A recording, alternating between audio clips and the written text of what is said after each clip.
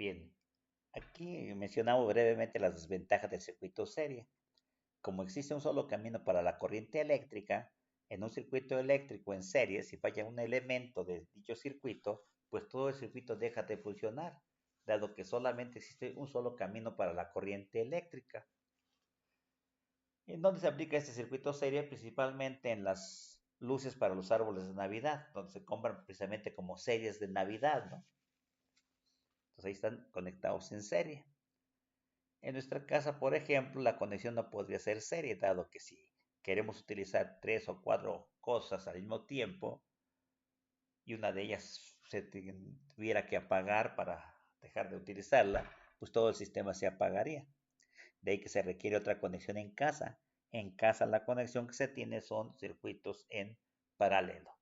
Veamos qué características tienen los circuitos en paralelo. Bueno, las resistencias están en paralelo cuando hay más de una trayectoria para la corriente. Cabe aclarar que en una situación de estas, en donde tengamos resistencias en paralelo, se cumple que todos los voltajes son iguales y que la corriente total es igual a la suma de las corrientes de los elementos que lo forman. A diferencia del circuito serie, ¿no? En el cual lo que eran constantes o iguales eran las corrientes, mientras que el voltaje total se sumaba. Es decir, se invierten las propiedades, ¿no? Serie, corrientes iguales. Paralelo, voltajes iguales. Sabiendo esto y aplicando la ley de Ohm y la ecuación de potencia, podemos resolver circuitos de este tipo. Por ejemplo, el siguiente. Tenemos tres resistencias, R1 de 5 ohms, R2 de 4 ohms y R3 de 8 ohms en paralelo. Y nos dicen que en la resistencia número 2 se tiene un valor de corriente de 5 amperes. Recuerde que resolver un circuito significa anotar todas las magnitudes eléctricas para cada elemento del circuito, para cada resistencia, así como para la fuente de energía. Anotando los datos, la resistencia número 1 es de 5 ohms, la 2 de 4 ohms, la 3 de 8 ohms. Y dice que la resistencia 2 de 4 ohms, aquí sombreada en verde, pasa una corriente de 5 amperes.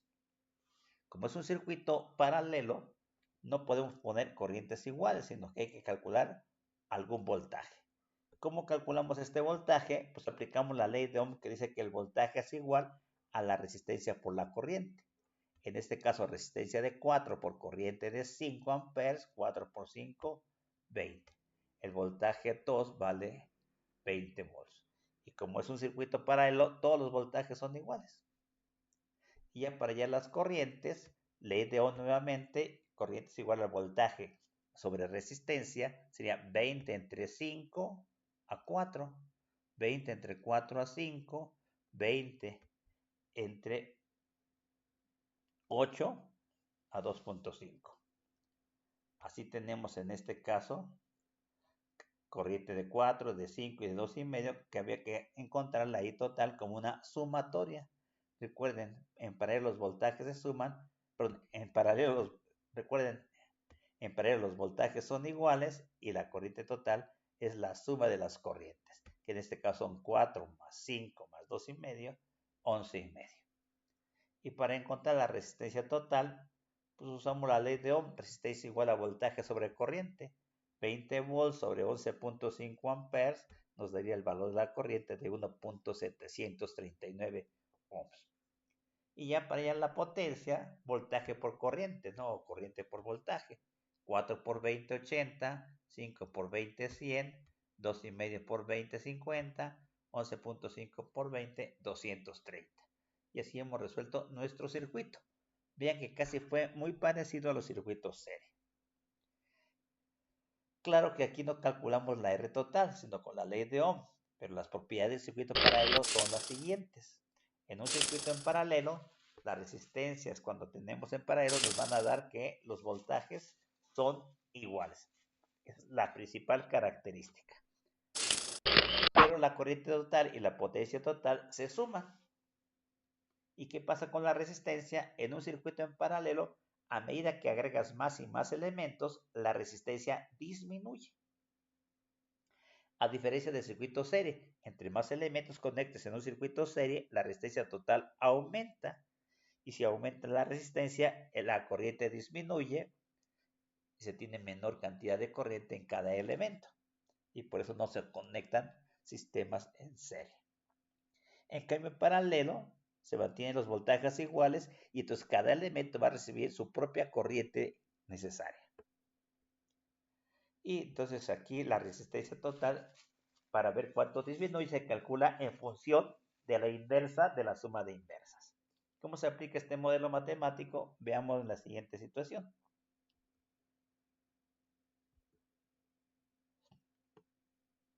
Habíamos visto en nuestro circuito que la resistencia total nos dio de 1.739 ohms, pero aquí fue dividiendo voltaje total de 20 entre corriente total de 11.5. Pues si queremos aplicar la ecuación de la inversa de la suma de las inversas, había que dividir 1 entre el valor de R1, es decir, en 1 entre 5, más 1 entre R2, que sería 1 entre 4, más 1 entre R3, que sería 1 entre 8. Haciendo de manera decimal, arriba sería el 1, abajo 1 entre 5, punto 2, 1 entre 4, punto 25, 1 entre 8, 0.125. Y sumando punto 2 con punto 25 más punto 125, 0.575. Y aquí dice que hay que sacarle su inverso, o dividimos 1 entre punto 575 y nos da el 1.739 ohms de resistencia total. Bien, queda lo mismo, ¿sí? Entonces, en algunos problemas puedes hacer el cálculo de la resistencia total aplicando la suma de las inversas y sacando su inversa, o bien aplicando la ley de Ohm. Y en algunos nomás te queda un solo camino. Veamos en qué situaciones se manifiesta esto. En el siguiente ejemplo tenemos tres resistencias de 10 ohms, 40 ohms y 8 ohms. Y la corriente total nos dice el enunciado que vale 15 amperes. Aquí no tenemos ni corriente 1, ni corriente 2, ni corriente 3. No queda otra más que hallar la resistencia total. ¿Y cómo se encuentra esta? Con el modelo de las inversas, ¿no? Así, la inversa de la suma de las inversas sería 1 entre 1 sobre R1, que vale 10, o sea, un décimo, más 1 entre R2, que sería 1 entre 40, más 1 entre R3, que sería 1 entre 8. Haciendo decimalmente, un décimo, bueno, arriba 1 y abajo un décimo, 1 entre 10.1, 1 entre 40.025, 1 entre 8.125. Y sumando nos queda 0.250. Y 1 entre 0.250 nos toca a 4 ohms. La resistencia total vale 4 ohms. Trayendo este valor a nuestra tabla de valores eléctricos, escribimos aquí la R total. Una vez que tenemos la R total y la corriente total, podemos hallar el voltaje total. Resistencia por corriente, 4 por 15, 60. Como es un circuito en paralelo, todos los voltajes son iguales. Y 60 entre 10 nos da la corriente número 1, 6. 60 entre 40 nos da la corriente número 2, 1.5. 60 entre 8 nos da la corriente número 3, 7.5. Y para allá las potencias, 6 por 60, 1.5 por 60, arriba 360, abajo 90, 7,5 por 60, 450 y 15 por 60, 900. Otro ejemplo de esto sería esta situación, donde nos dan la resistencia de 6, de 4 y de 8, pero ahora, si podemos hallar la R total con la inversa de las sumas inversas, pero tenemos una corriente en la resistencia número 1 de 8 amperes. Entonces, ¿qué es más sencillo? Mejor hallar el voltaje, ¿no? El voltaje es resistencia por corriente, 6 por 8, 48. Todos los voltajes son iguales. 48 entre 6 nos tocó a 8. 48 entre 4 toca 12. 48 entre 8 toca 6. Y la suma de las corrientes I1 más I2 más I3 nos da la I total. 8 más 12, 20, más 6, 26. Y el voltaje total, 48 entre la I total de 26, nos da la resistencia total de 1.846. ¿Sí? Claro que aquí también se pudo haber utilizado las inversas. La inversa de un sexto más un cuarto más un octavo, que son los valores de las resistencias. Y si lo hacen matemáticamente, también les va a dar 1.846. ¿Qué pasa con las potencias? 8 por 48, 12 por 48, 6 por 48 y 26 por 48. ¿Sí?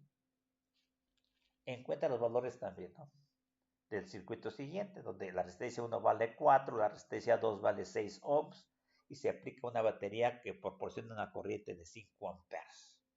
Si tenemos nada más dos resistencias y una fuente de energía, necesitamos nada más tres filas. La fila de R3 desaparece porque no hay R3. Y tenemos resistencia 1 de 4, resistencia 2 de 6 ohms, la corriente total 5 amperes. Entonces aquí, igual que el caso anterior, bueno, de la presentación, para hallar la resistencia total hay que sacar la inversa de la suma de las inversas, excepto que en este caso nada más tendría dos resistencias. La inversa de 1 entre R1 más la inversa de 1 entre R2. Donde sería, en este caso, 1 entre R1 es 1 sobre 4. 1 entre R2 sería 1 sobre 6. Un cuarto y un sexto. En la parte inferior, 1 sobre 4, 0.25. 1 sobre 6, 0.166. Aquí cabe aclarar que los números son periódicos. Entonces hay que tomar un límite de dígitos, ¿no? Es puntos 1, 6, 6, 6, 6, 6, 6, 6. Yo recomiendo por lo menos tomar 3 dígitos, como lo hice aquí, para que más o menos no nos alejemos mucho del resultado final. Así que sumando, 1 entre 0.416 nos daría casi 2.403. Como resistencia se mide en ohms. Este valor de resistencia lo colocamos en nuestra tablita y ya tenemos ahora todas las resistencias. La resistencia total por la corriente total, pues nos tiene que dar el voltaje total. Y como es un circuito paralelo, todos los voltajes son iguales. ¿Sí? Bien, aquí cabe aclarar que a veces no conviene manejar la forma decimal. Algunas calculadoras, sobre todo las tipo Casio FX, tienen manera de escribir números racionales. Es decir, de esta manera, ¿no? Esto que tienen ustedes aquí. 1 entre un cuarto más un sexto. Entonces, si usted lo puede escribir en su calculadora, le piden que haga operaciones, ella va haciendo los factores comunes, va sumando, va etcétera, hasta que finalmente hace la operación y les da el resultado de 2.4. Entonces vean ustedes que el resultado con todos los dígitos, sin quitar ninguno, nos da 2.4. Y aquí no colocando todos los dígitos nos da 2.403. Si le damos más dígitos estaremos más cerquita del 2.4.